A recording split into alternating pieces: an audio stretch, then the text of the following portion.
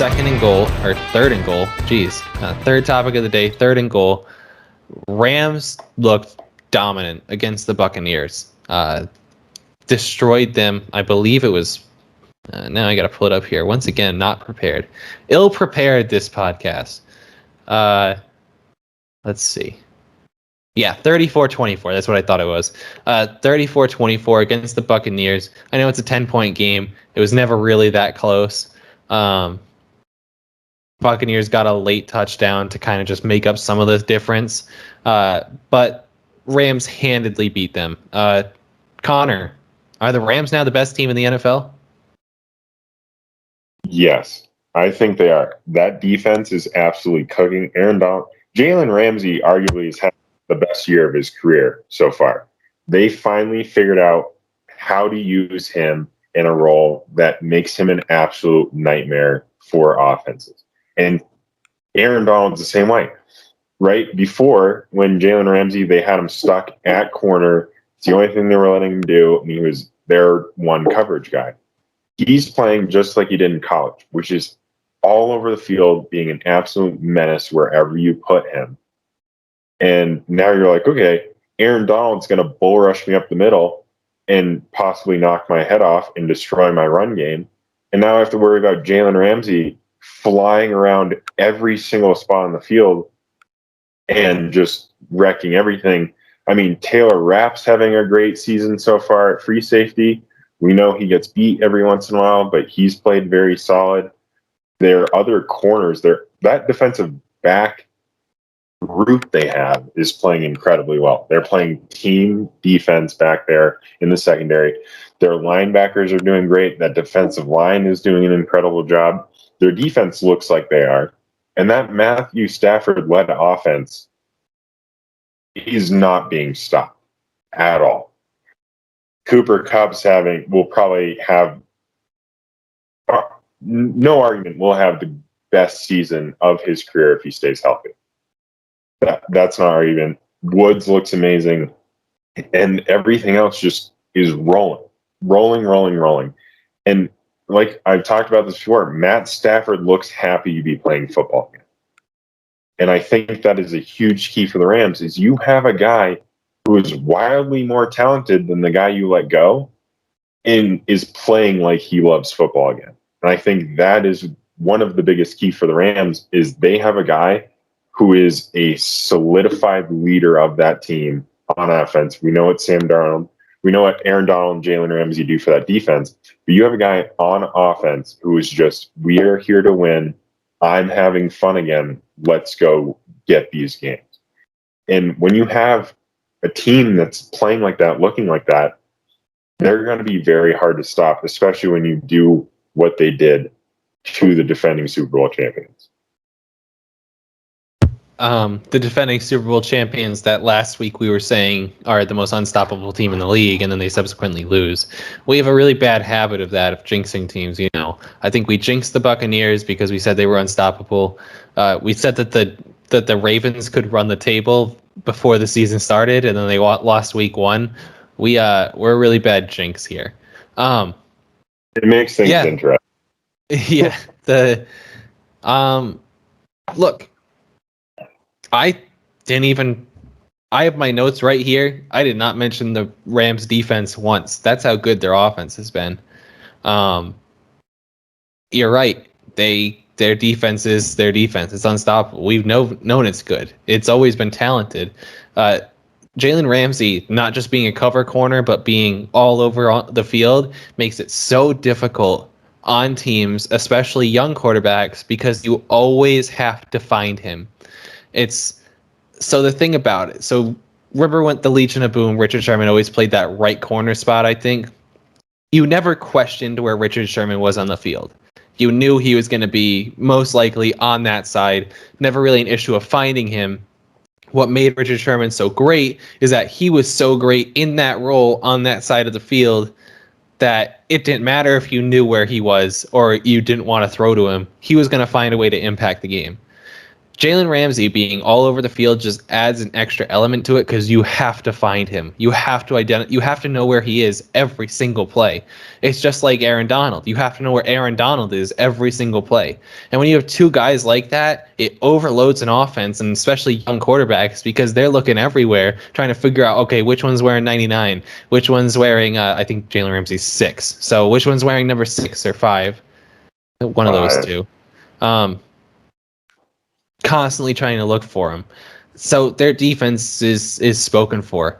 Their offense has been the biggest difference between their offense of last year and their offense this year is that it's found a level of consistency and calmness that it never really had with Goff.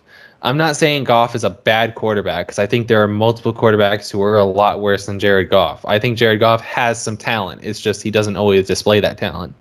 But I don't believe he's great either, and I think that Matthew Stafford is a lot more talented than him. I know I'm doing rocket science over here saying that stuff, but this is what we expected from the Rams offense when it was under Goff, and this is what we got when it was under Stafford. Is that it's consistent. The biggest thing was the Rams with Goff, it was like you needed to search for the big play because there wasn't a real way that the Rams were going to methodically drive down the field with you. Goff was going to make a mistake somewhere in there if you had to make him do that all game. He was going to make mistakes. So you had to have the big play because you had to gain yards quickly. You couldn't get to third down every time and just keep converting. With Stafford, they're able to do that. They're able to methodically drive the ball down the field. Okay, you don't want us to go deep to Van Jefferson and Deshaun Jackson. That's all right. We'll just throw it to Cooper Kupp. Throw it to Darrell Henderson. I think, what's the tight end's name? Higbee? We'll throw it. Higbee is a great season so far. We'll throw it to Higbee. We'll just move the ball. And then, but the best part about it is, then you start to, as a defense, get a little comfortable with these short routes. You cheat up a little bit. Matt Stafford's going to beat you over the top with a deep ball. And that consistency and that level of talent on offense, and combined with Sean McVay's coaching, which I think we all know that Sean McVay is an excellent coach, it just makes it unplayable. Like you said, they're not being stopped. You can't stop it because it's just they can do everything. I'm concerned about the run game because it's kind of a mishmash of running backs. I think it was like Darrell Henderson and Sony Michel, just a combination. They're not super efficient at running the football, but they get the plays they need to. They gain the yards they need to, and then they're still capable of just sending it over the top of you if they need to. This offense, a lot like what we talked about with the Raiders offense, this offense can do a lot of everything. And it's just brought to another level because Matt Stafford's there and he's super talented, and all credit to him because he could have very well choked it away coming from Detroit, never winning anything in his life because he's been at Detroit for all these years. The pressure could have been too much, and it hasn't been. And they've looked exactly as they were branded. We'll see what happens come playoff time when they have expectations and Stafford's in a moment where he's actually the favorite in a playoff game, because we've seen quarterbacks fold before with that. But I think that overall, they're very impressive. And I think that they just beat who we thought was the best team in the league. So they have to be the best team in the league now, right? They not only beat them, but handedly beat them. So yeah, it wasn't like at no point in the game did I think, oh, the Bucs are going to come threaten this game. It wasn't a thought. And some guys, they were like, oh, Antonio Brown's not there. Like, that's why you can't blame Antonio Brown for not being there for them losing. You still have Mike Evans, who is a great physical receiver, hasn't looked amazing this year. We know their run game isn't anything super incredible. So it's just very like they looked incredible. The Rams look even better. And that's where we're at, is just the Rams look just everything is rolling. And hopefully it keeps rolling because they're a lot of fun to watch. Yeah. Mike Evans, 8 catches, 106 yards. He clearly had an impact. Chris Godwin, 6 catches, 24 yards. Gronk, 4 catches, 55. Giovanni Bernard, 9 catches and a touchdown. Like, they still have playmakers on offense, so you can't blame it on one receiver not being there, you know? And Tom Brady, just because we talked about an old quarterback throwing almost 60 times, Tom Brady, 41 for 55 for 432 yards. I don't know how you throw for 432 yards and only end up with 1 touchdown, but it happened. But he looked, I mean, this wasn't even a game where you say like, oh, Tom didn't really have it today. You know, he clearly had it. He was clearly still slinging. And I mean, the Rams just dominated the whole time despite that. So Matt Stafford, 27 for 38, 343 yards and 4 touchdowns. Like, you're not stopping that. You just aren't. Deshaun Jackson has Deshaun Jackson is good for like 3 of these games max a year where he just like reminds you that, oh yeah, he's still incredibly fast and can blow the top off of any defense. 3 catches, 120 yards and a touchdown, like 40 yards a catch. That's insane, you know?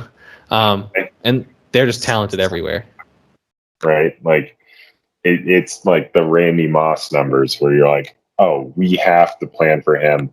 Even if he doesn't catch a ball, you still have to be like, all right, he's going to blow past that safety sitting back there. And even if it's a run play, you have to be like, oh, shit. Yeah, exactly. Makes the safeties be honest. But yeah, I think our overall thing is Rams are dominant. Oh, I had this one last point. If Stafford was the QB of the Rams, tell me if I'm wrong. If Stafford was the QB of the Rams when they played the Patriots in the Super Bowl, Rams would have won the Super Bowl. Yes, that's not a question. If you had any quarterback with more arm talent than Jared Goff did in that Super Bowl, they probably would have won that game. It's just Jared Goff is what Drew Brees was at the end of his career for his entire career. I think Jared Goff can throw the deep ball pretty nice. I think that it's just inconsistent. It's not like this thing where it's like, okay, you have to make this throw 8 times a game.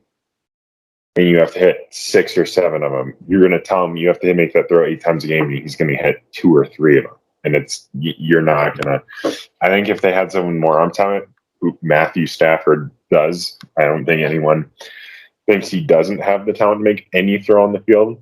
Yeah, they would have won that Super Bowl probably pretty easily. Jared Goff and Kirk Cousins probably in a similar lane when it comes to quarterbacks, just in their ranking, probably pretty similar on that spectrum. Guys that are like a little too good to just be like they're trash, but not good enough to be like they're good. You know, they're just kind of in the middle somewhere. Probably the 18, 19, 20, the best quarterback in the league, you know. But yeah, so Rams are dominant. Bucks never stood a chance. Let's get to 4th and goal. We got the best and worst again this week, and we mainly wanted to do this topic because I think both of us had the same worst. So I don't know. I guess I'll just introduce it and I'll let you rant about it. Bears looked just absolutely horrendous against the Browns this past week. I think Justin Fields was sacked 9 times and he completed like 6 passes. Let me pull that up. I think he completed 6 for 20 for 68 yards. Was sacked 9 times for I think it was 67 yards, say net 1 yard of offense. Absolutely horrendous. I'll let you take it away. So we talked about this both on the first podcast of the season, and we've had this conversation since the Bears drafted Justin Fields. Was that this was the make or break season for Nagy and that GM they have up there in Chicago? What they did to Justin Fields on Sunday is grounds for firing after that game. You cannot put a rookie quarterback who you have stated is the future of your team and have them go for 47 yards of total offense. 47. Almost every drive in that game for the Bears had either negative yards or I think the most yards they gained on a drive was 20. Out of those 47 total yards, 46 of them were rushing. They netted one offensive passing yard in that whole game. And the fact that this happens to Justin Fields, who I cannot stand Ohio State in college football. Watching Justin Fields play was one of the most electric things about college football over the past 3 seasons, was watching Justin Fields play. Whether it was his time being behind Jake Fromm at Georgia or him being an absolute stud at Ohio State, I really wanted him to do well. When it came that he went to the Bears, I think we both agreed Andy Dalton gets the starting job. Justin Fields gets to learn, but you go against the Browns. Credit to the Browns. They're a great team. They have a great offense and defense, which is what stifled them. And the Bears just totally fell apart on both sides of the ball. They let the Browns have 418 yards of offense, and they scored 26 points. It just upsets me how much of a mess the Bears organization is, right? Like, we know the Jets are awful. We know the Giants are awful. We know the Jags are awful. But the Bears have weapons. There's no reason that should have happened. None at all. When you have that you have Allen Robinson, you have Mooney, you have Tyreek Cohen. You have guys on that offense, Cole Kmet, who is an up-and-coming tight end, that it's inexcusable to let that happen to Justin Fields. And I get it. He was kind of thrown in there. He is so much more talent to give to that offense, and to put him in that kind of situation is blatant, horrific coaching. And that's what it comes down to. You have to try to be that bad on offense. That's not a thing where, like, oh, the quarterback had a bad game. Or no, that is blatant coaching decisions that put him in those situations that forced him. It's almost forcing him to fail. Like, he didn't have an option of succeeding in that game. It just wasn't there because the coaching was so bad. And it makes me angry that that's allowed to happen. Yeah. I mean, you said it. Dan Orlovsky had a rant on this, I think, Monday on Get Up or one of those ESPN shows. And he pretty much said essentially what you said, where this was either the worst coaching that anyone has ever seen, or it was just direct sabotage, and Matt Nagy wanted him to fail to prove his own point. Like you said, you have to try to get 47 yards of total offense. Like, that's 4 first downs in a whole game. 4 first downs. The Browns got almost 10 times the amount of yards that the Bears did. That's incredible, and not in a good way. Incredibly bad. Bears were 1 for 11 on third down efficiency. They punted 7 times. 7. That's the same amount of times the Browns were penalized. The Browns had 7 penalties in the game. The Bears had 7 punts. So I don't know how Matt Nagy has a job still today.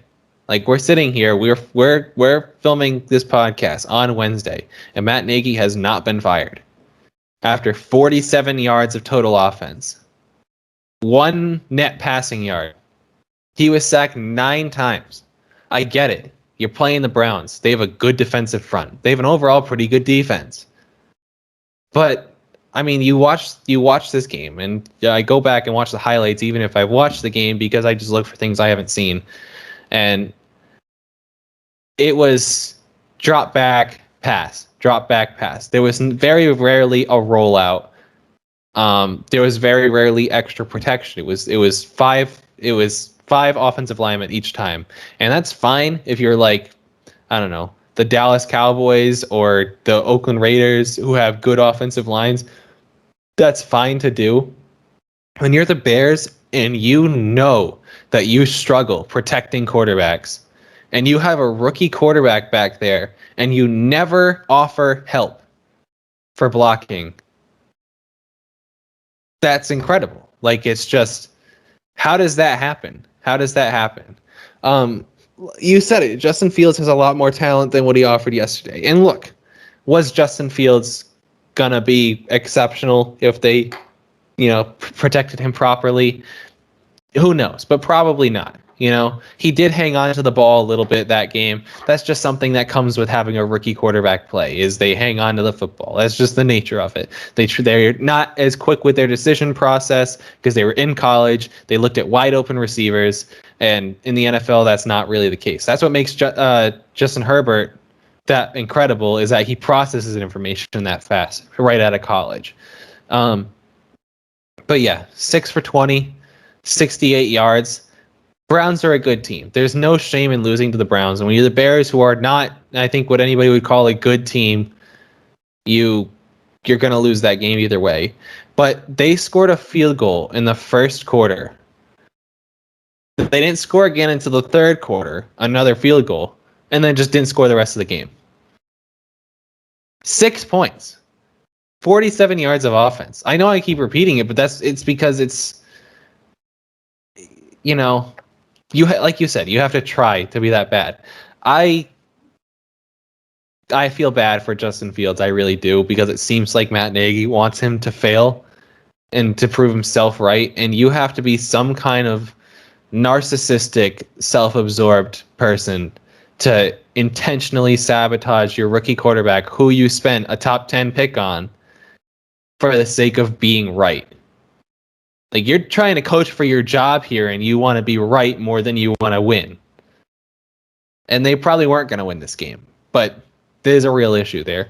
I don't really have anything else to say because, you said it. So, unless you have anything to add, give me your best. Like you said about Matt Nagy, I can think of a few coaches who, if they did that in a game, wouldn't have jobs. And this one might be a stretch, but if, say, the Titans with Mike Vrabel put up 47 yards of total offense, right? You hand the ball off to Derrick Henry 5 times, he's probably going to get you more yards than that, right?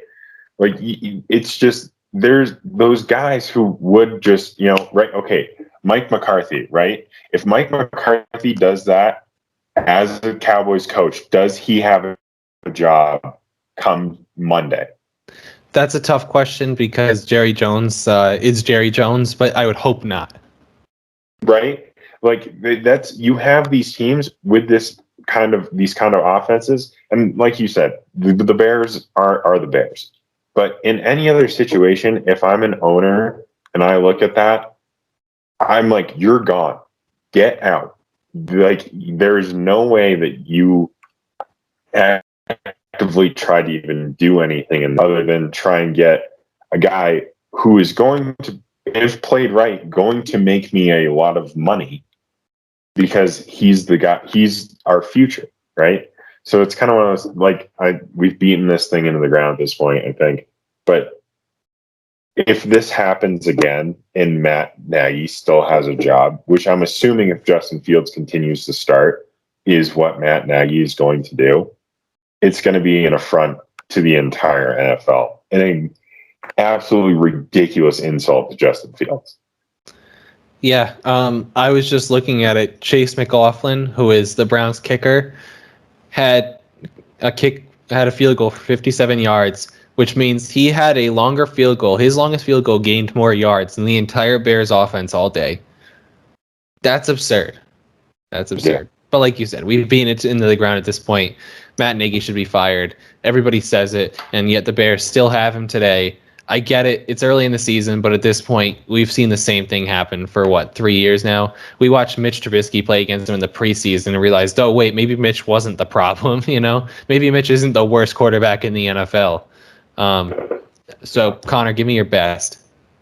I have 2. One is the record-setting field goal, right? 66 yards for the win. Should the Ravens really been kicking a game-winning field goal against the Lions? No. Was it awesome to see Justin Tucker hit a 66-yard field goal? Absolutely. Super cool. Great for him. If anyone in the league as a kicker deserves it, it is him. I think everyone's been rooting for him to hit a record for a long time. He is going to go into the end of his career as the most accurate kicker in NFL history. I think he's got that one locked up, but getting that, distance record too is huge. Two was Aaron Rodgers' game-winning drive against the Niners. He was prime Aaron Rodgers, looked absolutely surgical, and that last drive was just fun to watch. Obviously, that Niners defense was the worst late-game prevent defense I've ever seen in my entire life.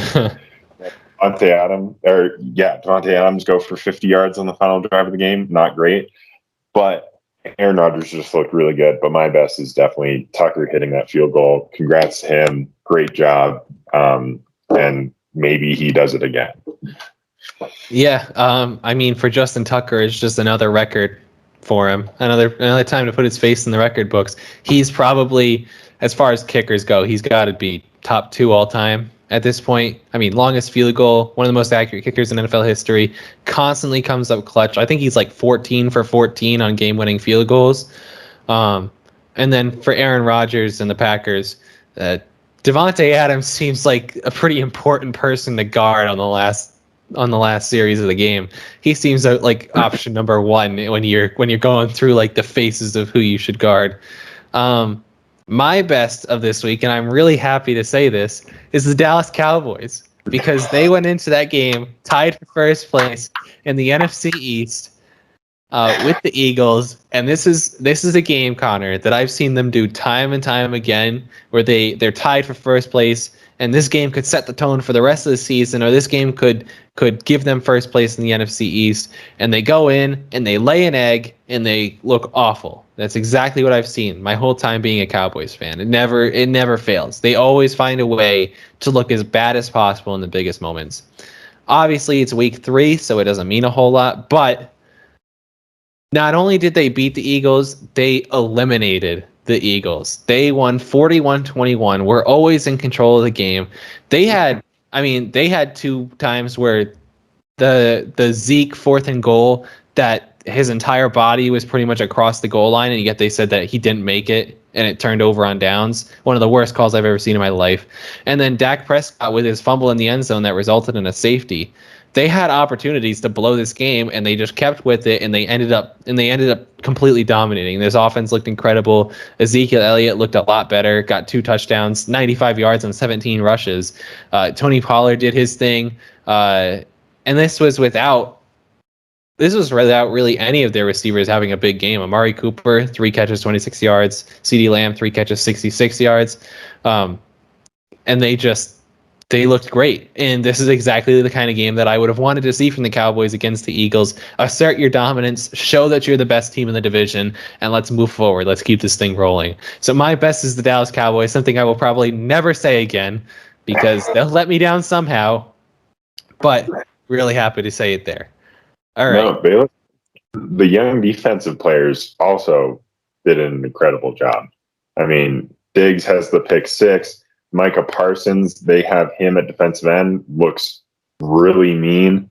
So they're finally piecing everything together as to where I'm sure you and every Cowboys fan in the country is like, hey, let's go, boys. We're getting somewhere this time. Yeah, Trayvon Diggs looks like a real threat at cornerback. He looks like, and he had an issue early in his career last year where he would always swat the ball but never caught it. He couldn't catch the interception, and then he caught one, and it's like the floodgates opened for him. And now that's back-to-back weeks with interceptions. He looks like a real good cornerback, and one that can get turnovers too, because I was going to say we haven't had that in a while. We had Byron Jones, but Byron Jones doesn't really create turnovers. He's more of a cover corner. He doesn't get many interceptions. You can look at his career. He's not an interception cornerback. But yeah, I would say I'm excited for the Cowboys, but if I said that, I would just jinx it. So I'm going to say that I am not looking forward to the next couple games. All right, so we've reached the end of the show, which means we now have either go for the extra point or go for 2. I believe you're now at this point 0-3 on each one, right? I think. Yeah, I think you're 0-3 on predictions, 0-3 on trivia. So yeah, tough one for you. So you get to decide. Do you want to go with trivia again because you lost last week, or do you want to go with a prediction because you think you can do something good here? I think this is a massive cop out, but I just need a point. At this point, obviously we all know Tom Brady's going to break Drew Brees' passing record next week, coming for his homecoming game in New England. I also think that things just are going to get ugly in that game. I think, everyone's, Tom's coming home. It's going to be an ugly game, whether it's the score or, altercations on the field. It's just going to be an ugly one. He breaks the passing record. It's going to be a huge thing. It's going to be a massive disappointment that he does it not playing for the Patriots for Patriots fans, me included. It's going to be a little, sad to watch, but it's just going to be an ugly game. I mean, that's great, but it's just not going to be. It's going to be. That's the passing yards record, right? How many is he away from it at this point? 68. I was going to say I think it's less than 100 at this point. So is that your prediction? He's going to break the record, or is your prediction it's going to be ugly? I just need a point. He's going to break the record. Oh, jeez. At least give me and how many points are the Bucks going to win by? At least. Give me an at least. 10. I'd say at least 10. You do this every time, dude. And then you're going to win by 5 or something stupid. Yeah. By safe. Say a touchdown. 7. All right. So Bucks win by a touchdown. Brady breaks the passing record. That is such a cop out. But I get what you're saying. You're for like 67 yards and then lose by 15 or something. That's how poorly this is going for me. You're currently 0-6. You just need a win on the board. You're like a college team scheduling a cupcake on their schedule just to get a win. And also to talk about college football the next time we do this, because there's some crazy stuff happening in college football that I think I know I've gotten you into college football a lot more during this season because it's just so entertaining, but there's a lot of cool stuff going on. And I'm excited to talk about it. Yeah. We'll have to, because I think at this point we're far enough in where we can have an opinion and it won't be the worst opinion in the world. And, my prediction for Michigan, which I guess I'll just share right at the end of the show. I told Connor that if they go 3-0 over the course of, I think it was Nebraska, Wisconsin, and I forget who else. Let's see. If they went 3-0 over the course of those 3 games, and they were 3-0 at the time, that they would be within the top 10 on the AP poll. And right now they've beat. Oh no, it was Rutgers, Wisconsin, Nebraska. That's what it was. They beat Rutgers, so they're 4-0. Wisconsin does not look good, so they could beat them, and then it just comes down to Nebraska. So my prediction of them being in the top 10 come October. What is that? October 11th is looking pretty good. So we'll see how that goes. We'll track that. All right, that's our show. Thank you guys so much for watching. Thank you for listening. If you haven't already, go watch the first part of the episode if you're watching part 2 right now. And make sure to like, subscribe, leave a comment if you disagreed with us at all. I'll be happy to engage those comments. And I'm sure that I'll get Connor's opinion if you disagree with him. Thank you so much, and have a great week. When you get the vibration, won't do you no good, won't do you no good.